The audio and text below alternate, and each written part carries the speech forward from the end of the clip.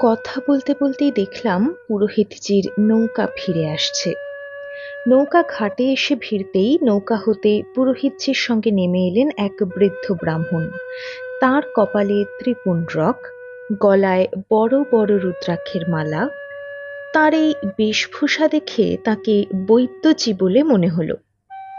তার সঙ্গে তার একজন অনুচর একটা কাঠের বাক্স বয়ে আনছেন। মন্দিরে এসেই মহাদেবকে প্রণাম করে মহন্তজিকে পরীক্ষা করতে লাগলেন তিনি। পরীক্ষা মানে নাড়ি ধরে বসে রইলেন। তারপরেই লক্ষণ ভারতীজিরও নাড়ি পরীক্ষা করলেন।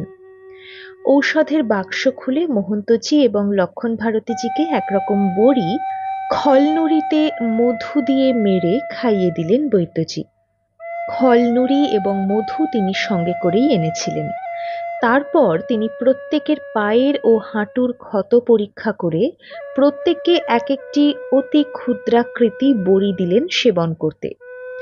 মতীন্দ্র আমাদের সঙ্গী কবিরাজ মশাইয়ের পরিচয় দিতেই বৈদ্যজি তার কাছে বসে কোন ঔষধের কি নাম, কি কি উপাদানে প্রস্তুত, সেই সব বিশদভাবে আলোচনা করতে লাগলেন।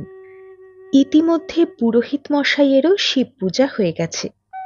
তিনি বন্দুকধারীকে জানালেন, রানীমা খুদ আয়েঙ্গে। বৈদ্যজি আজ সবাইকে স্নান করতে নিষেধ করলেন। আমরা লাঠি বা ত্রিশূল ঠুকে ঠুকে নর্মদার ঘাটে গিয়ে মুখ হাত ধুয়ে নর্মদা স্পর্শ করে এলাম। স্বয়ং বৈদ্যজি, পুরোহিতজি এবং তাঁর সঙ্গী দুজন এবং বৈদ্যজির ছাত্র বা অনুচরও আমাদেরকে ঘাটে যেতে এবং ঘাট থেকে ফিরে আসতে সাহায্য করলেন। বেলা প্রায় 12টা নাগাদ মহন্তজি এবং লক্ষণ ভারতীজির কিঞ্চিত হুঁশ ফিরে এসেছে বলে মনে হলো। বৈদ্যজি আর একবার দুজনের নাড়ি পরীক্ষা করলেন। বললেন, आधे घंटे के अंदर पूरा चैन आ जाएगा, बुखार भी अभी कम हो गया है। শিব মন্দিরে আছি, অথচ গর্ভগৃহে ঢুকে নিজের হাতে শিব পূজা করতে পারছি না। নর্মদা তটে এই ঘটনা পরিক্রমাকালে এই প্রথম ঘটল। যে যার আসনে বসে জপে মন দিয়েছেন, বৈদ্যজিও জপ করছেন। আমি মহর্ষি তন্ডিকৃত শিবনাম মনে মনে পাঠ করতে লাগলাম। বেলা প্রায় 1:30 নাগাদ আরেকটি নৌকা ঘাটে এসে ভিড়ল। রানীমা আ গেই হ্যাঁ বলতে বলতে বৈদ্যজি, পুরোহিতজি প্রভৃতি দৌড়ে গেলেন ঘাটে। তাদের রানীমা ছইয়ের ভিতর থেকে বেরিয়ে বোধহয় পুত্রের হাত ধরে নেমে এলেন ঘাটে। যুক্ত করে মা নর্মদাকে প্রণাম করেই তিনি বৈদ্যজির কাছে আমাদের শারীরিক অবস্থার খবর নিতে লাগলেন। বৈদ্যজি বললেন, महंत जी और एक नागा सन्यासी का पूरा चैन आ गया है, बुखार भी बहुत कम हो गई है, शाम के वक्त बुखार छूट जाएगा, कल दोपहर में सब परिक्रमा वासियों का दर्द और घाव वगैरह बिल्कुल आराम हो जाएगा। রানীমাকে দেখে বন্দুকধারীর কথা মতো সত্যই দেবী মূর্তি বলেই মনে হলো। আপাদমস্তক শ্বেতবস্ত্র ও উত্তরীয়তে ঢাকা। গৌরবর্ণা মাইকে একজন ব্রতচারিণী তপশ্চারিণী বলেই মনে হলো। মুখে চোখে সাত্ত্বিকতার চিহ্ন। বয়স বোধ হয় 60-এর কাছাকাছি। তার 30 বর্ষীয় যুবক পুত্রটিও সুদর্শনকান্তি। তারা মন্দিরে এসে সাষ্টাঙ্গে প্রণতি নিবেদন করে পরিক্রমাবাসীদের উদ্দেশ্যে মাথা নত করে প্রণাম জানালেন। সর্বেভ্যঃ সাধুভ্যো নমঃ। মহন্তজির পদতলে উভয়ে করজোড়ে বসে রইলেন। তারা নেমে আসার পর দুজন ব্রাহ্মণ দুটি বড় ডেকচি কাঁধে করে আনলেন মন্দিরে। সঙ্গে একজন রাইফেলধারী ছিল, সেও এলো মন্দিরে। এসে তিনজনেই প্রণাম করলেন মহাদেবকে। 2-5 মিনিট পরেই মহন্তজি চোখ খুললেন। মতীন্দ্রকে ডেকে বললেন, মুঝে থোড়া পকড়াকে बैठा दीजिए। মতীন্দ্র তাকে বসিয়ে দিতেই তিনি বিস্ময় ভরা চোখে রানীমা প্রভৃতির দিকে তাকাতে লাগলেন। কাল রাত্রি থেকে প্রবল জ্বরে শয্যাশায়ী, তার কোনো হুঁশ ছিল না। এখন জ্বর ছেড়ে গেছে, পুরো হুঁশ এসেছে।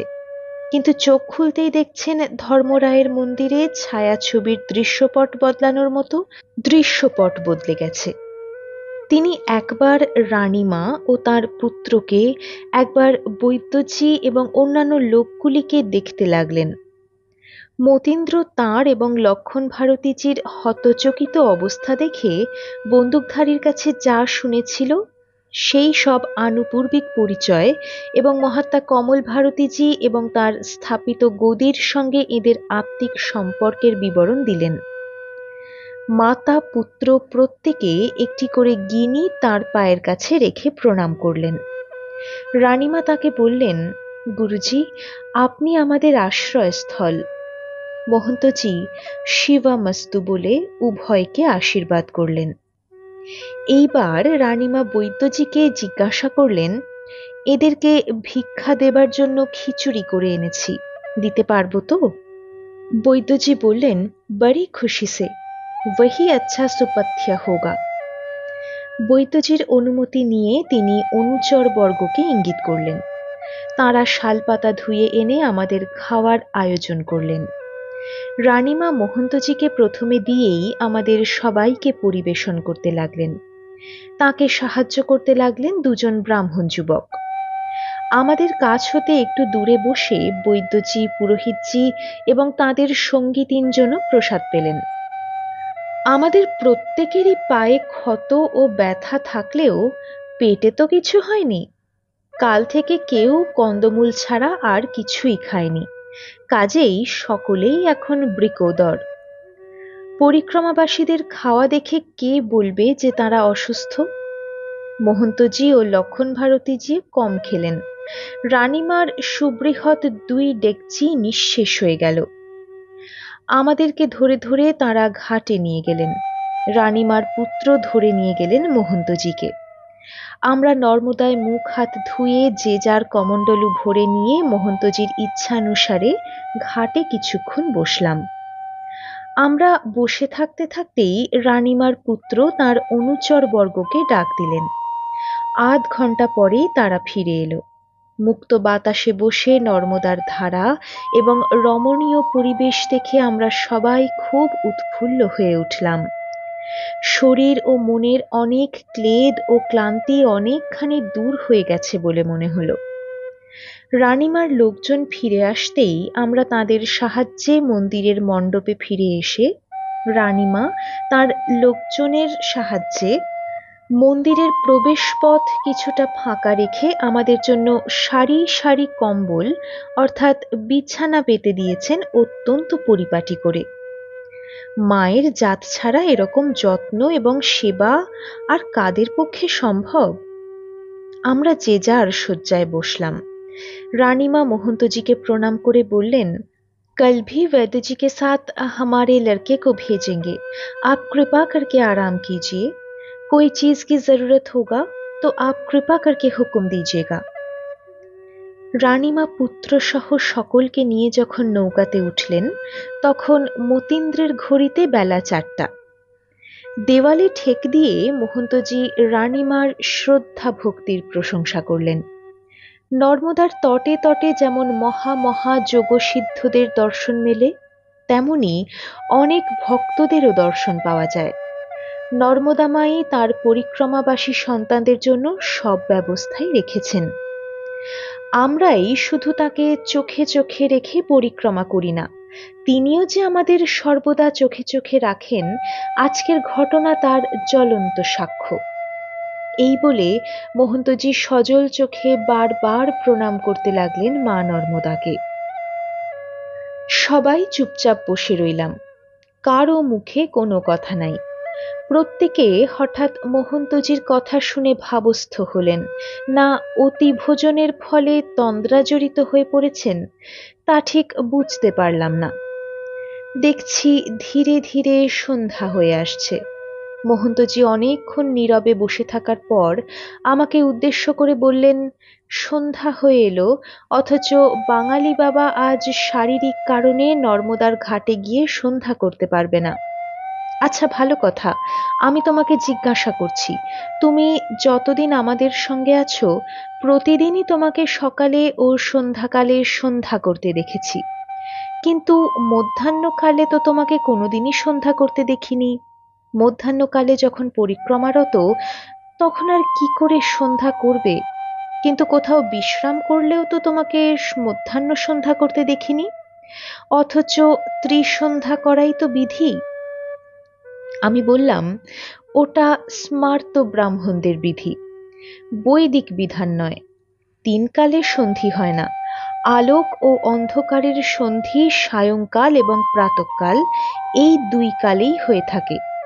সায়ংকাল দিনের আলো চলে যাচ্ছে, রাত্রির অন্ধকার নেমে আসছে, এইটি একটি সন্ধিকাল। আবার প্রাতঃকাল, রাত্রের অন্ধকার অপগত হচ্ছে, দিনের আলো ফুটে উঠছে, এটি একটি সন্ধিকাল। কাজেই দুই কালেই সন্ধ্যার বিধান। যিনি এটি না মেনে মধ্যাহ্নকালে তৃতীয় সন্ধ্যা মানেন, তাহলে তিনি মধ্যরাত্রিতেও সান্ধ্য উপাসনা করেন না কেন? যদি কেউ মধ্যরাত্রিতেও সন্ধ্যা করতে ইচ্ছা করেন, তবে প্রতি প্রহরে, প্রতি ঘণ্টায়, প্রতি পলে এবং প্রতি ক্ষণেও তো সন্ধি হয়ে থাকে।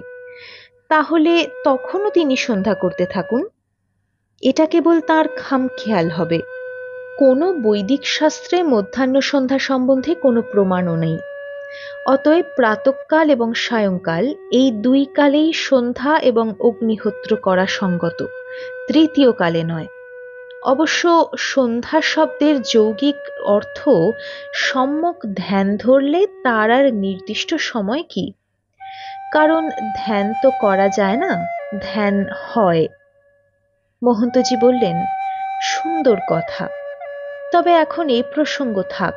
আজ সারাদিন রোগের জ্বালায় যথোচিত স্মরণ মনন, এমনকি শিব পূজাও করতে পারিনি। যে তীর্থে এসেছি, নিয়ম অনুযায়ী সেই তীর্থের মহিমা কিছু বলি, তোমরা শোনো। লক্ষণ ভারতীজি বললেন, আজ আপনার শরীর দুর্বল, আজ থাক না, কাল বলবেন। মহন্তজি বললেন, না, এখন শরীরে স্ফূর্তি আছে, কিছুটা বলি, কষ্ট অনুভব করলে বন্ধ করব। ধর্মরাজের মহিমা কিছুটা স্মরণ মনন না করলে শান্তি পাব না। আমি পূর্বেই বলেছি, যমের অপর নাম ধর্মরাজ বা ধর্মরায়। পুরাণ মতে ইনি দক্ষিণের দিকপাল। সূর্য এবং তার স্ত্রী সংজ্ঞার পুত্র ইনি। ইনি বৈবস্বত মনুর ভ্রাতা। স্বামীর তেজ সহ্য করতে না পেরে সংজ্ঞাদেবী ছায়াকে স্বামীর নিকটে রেখে পলায়ন করেন। কিন্তু ছায়াদেবী সংজ্ঞার সন্তানদের যথোচিত যত্ন করতেন না বলে যম একবার ক্রুদ্ধ হয়ে বিমাতাকে পদাঘাত করেন। বিমাতার অভিশাপে তার পদদ্বয় ক্ষত ও কীটদষ্ট হয়। যম পিতা সূর্যদেবকে অকপটে সমস্ত বৃত্তান্ত জানালে সূর্য তাঁর ক্ষতস্থানের পুঁজ এবং কীট ভক্ষণের জন্য একটি কুকুর দান করলেন। এই কুকুর ক্ষত হতে নির্গত কীট ভক্ষণ করাতে যম সুস্থ হয়ে উঠলেন। অতঃপর পিতার নির্দেশে তিনি এসেছিলেন এই পুণ্যভূমি নর্মদা তটে তপস্যা করতে।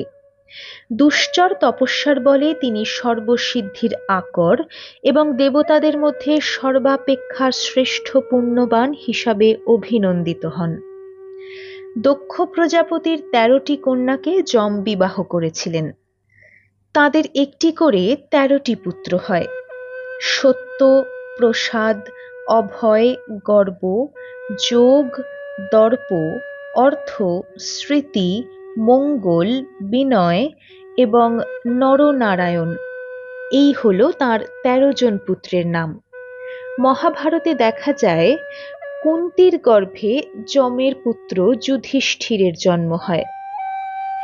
এই ভগবান যমই সতী কুলশিরোমণি সাবিত্রীর স্তব ও আরতিতে তুষ্ট হয়ে তার মৃতপতি সত্যবানকে পুনর্জীবিত করেন এবং সাবিত্রীর অন্ধ ও রাজ্যভ্রষ্ট শ্বশুরকে চক্ষু ও রাজ্য ফিরিয়ে দেন। যম স্বর্গের দেবতা হলেও নরকের অধীশ্বর।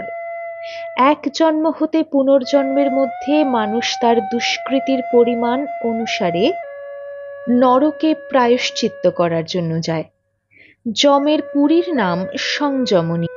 এর সামনে বিরাজ করেন পাশ ও মুদ্গরধারী ত্রিলোক সংহারক মৃত্যু, পার্শ্বে জলদগ্নিতুল্য মূর্তিমান কালদণ্ড, তাই তিনি দণ্ডধর নামে প্রসিদ্ধ।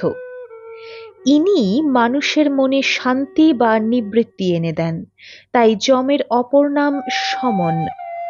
অন্ত আনেন বলে ইনি কৃতান্ত বা অন্তক।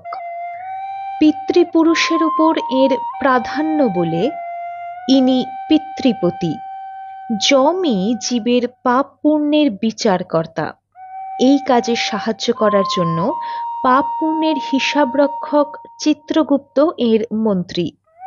মানুষ মৃত্যুর পর নরকে গমন করলে সেখানে মন্ত্রী চিত্রগুপ্ত তার খাতা থেকে প্রত্যেকের পাপ পুণ্যের বিবরণ বর্ণনা করেন।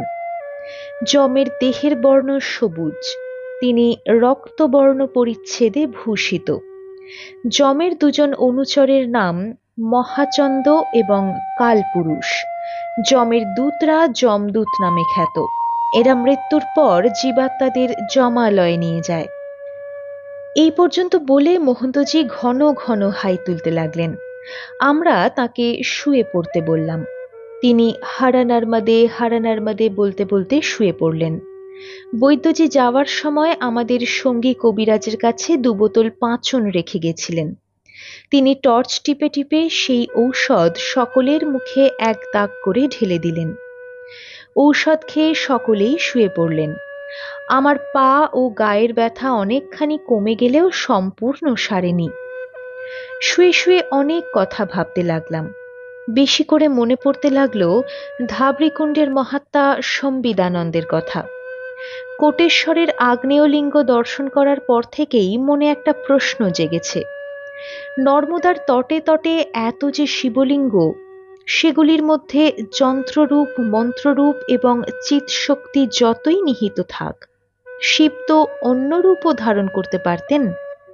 বেছে বেছে তিনি পাথরের রূপই বা ধারণ করলেন কেন? ধাবড়িকুণ্ডে যেসব নর্মদেশ্বর শিব সংগ্রহ করেছি, সেগুলিও সব পাথরের। ধাবড়িকুণ্ডে দেখেছি নর্মদার জলের মধ্যে বসে কে যে সেই রহস্যময় কারিগর, যিনি বিচিত্র সব চিহ্নযুক্ত বিচিত্র বর্ণের শিবলিঙ্গ নিরন্তর গড়ে চলেছেন, আর নর্মদার ঢেউয়ের বাহিত হয়ে এসে সেগুলি ঠিকরে ঠিকরে পড়ছে কুণ্ডের গহ্বরে। এটা যদি শিবেরই অলৌকিক রহস্য হয়, তবে সেই অলৌকিক শক্তিধর কি অন্য কোনো ধাতুকে তাঁর লিঙ্গরূপের উপাদান হিসাবে বেছে নিতে পারতেন না? এ সময় থাকতেন যদি সম্বিদানন্দ, তিনি আমার এই জিজ্ঞাসার হাস্য পরিহাস ছলে হলেও যাই হোক একটা উত্তর দিতেন। হায়, তার মতো সুপণ্ডিত রসিক ও প্রেমিক সাধুর সঙ্গে হয়তো এ জীবনে আর দেখাই হবে না। নিজের অজান্তেই চোখ দিয়ে 2 ফোঁটা জল গড়িয়ে পড়ল। কিছুক্ষণ পরে আমি ঘুমিয়ে পড়লাম।